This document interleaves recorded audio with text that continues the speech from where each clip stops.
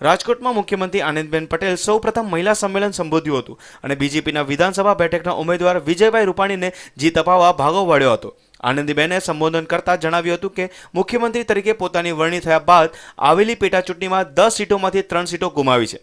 તે આનંદીબેનના પ્રતાપે 3 સીટો ભાજપ પક્ષને ગુમાવી પડી છે, પરંતુ હવે આ વિધાનસભા પશ્ચિમ બેઠકમાં આવું ન થાય। 15મી તારીખે ઇલેક્શન છે, જઈને મતદાન કરવાનું છે મિત્રો। અને મારે તમને સલાહ આપવાની હોય કે મતદાન કરજો, તમે તો કરાવવા વાળા વ્યક્તિઓ છો, તમે તો કરો તો પછી 25 લોકોને લઈ જઈને મતદાન કરાવવા હોય બધા સમાજના આગેવાનો છે। સોસાયટી એક પણ મત રહી ન જાય એના માટેની ચિંતા કરજો, નહીતર પેલી 3 સીટો ગઈ।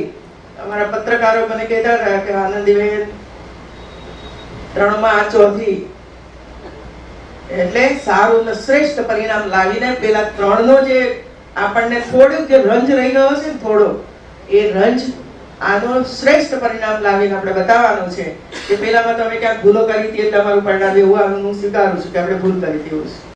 આ સાથે આનંદીબેને મહિલાઓને જંગી મતદાન કરવા અપીલ કરી હતી અને બીજેપીના ઉમેદવાર વિજયભાઈ રૂપાણીને જંગી મતથી જીતાડવાની હાકલ કરી હતી। Bureau report, news online, Rajkot.